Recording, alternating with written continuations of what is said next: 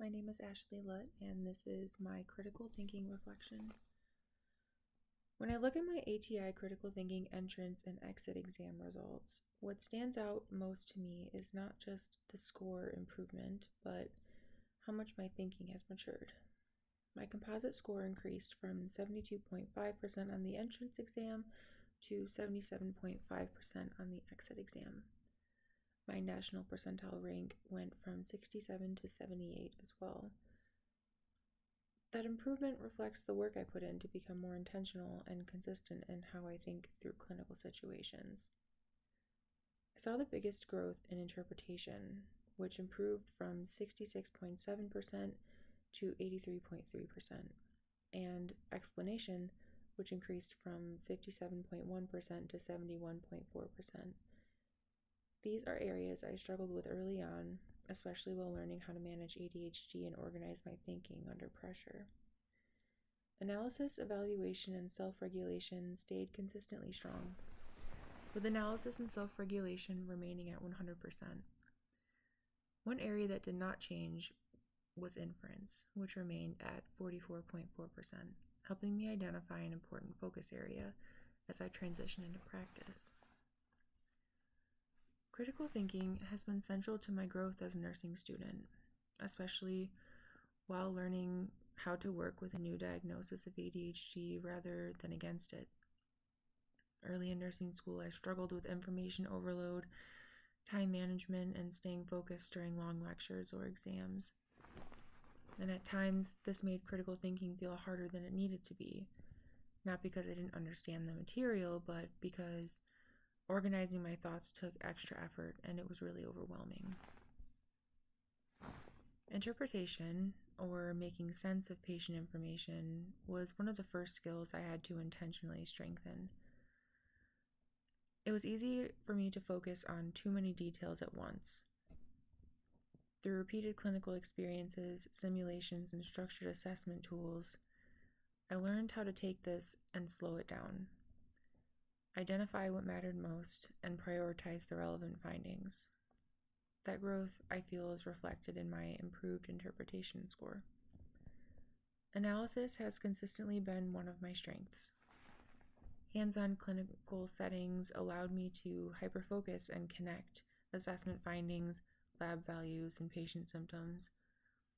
Care planning, prioritization exercises, and several ICU clinical experiences helped reinforce this skill and taught me how to manage complexity without becoming overwhelmed, which was huge for me. Explanation was another area of growth. Early on, I struggled to clearly verbalize my reasoning, especially during handoffs or post-conference discussions. ADHD sometimes made my thoughts feel scattered and difficult to communicate, even when I understood what I was doing. Using structured communication tools like SBAR, writing rationales, and receiving feedback from instructors helped me to learn how to organize my thinking and explain my decisions clearly and confidently. Evaluation and self-regulation remained strong throughout the program. Learning how to reflect on my thinking, recognize when something wasn't working, and adjust my approach became essential to becoming successful with ADHD. These skills helped me build resilience and take accountability for my learning rather than becoming discouraged.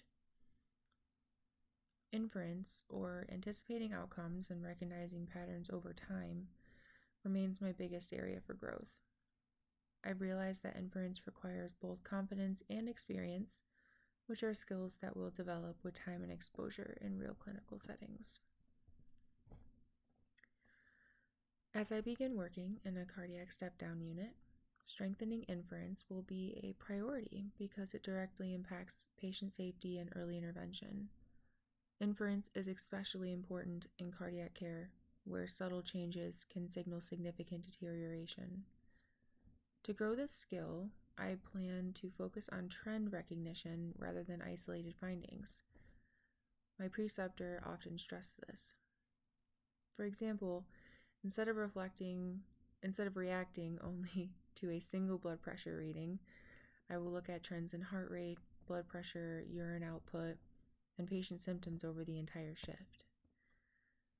When caring for patients with heart failure, I will intentionally connect daily weights, lung sounds, edema, and oxygen needs to anticipate fluid overload before it becomes acute.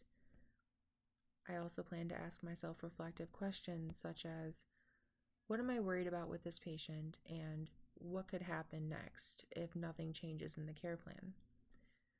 Discussing these thoughts with experienced nurses and preceptors will help validate or refine my clinical reasoning. Participating in shift handoffs, huddles, and post-event debriefings will further support my growth. Seeking a career mentor and being consistent in that relationship will also help me with self-reflection to recognize and improve areas needing growth.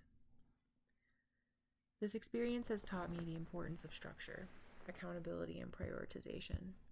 I will continue using written brain sheets, task prioritization, and reflection to support accurate decision-making and strengthen inference skills throughout my first year of practice.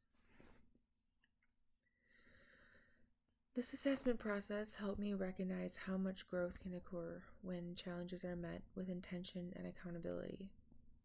Navigating nursing school with slightly different wiring required me to develop resilience, the courage to ask for help, self-awareness, and effective strategies for managing my executive function. Rather than holding me back, these challenges pushed me to become more reflective and disciplined in how I approach patient care. Strengthening my critical thinking skills will allow me to provide safer care, communicate more effectively, and anticipate patient needs with greater confidence. As I transition into professional practice, I feel encouraged by my progress and committed to continuing this growth. This reflection reinforced that critical thinking is not just a skill, but a mindset that will guide my nursing practice throughout my career. Thank you.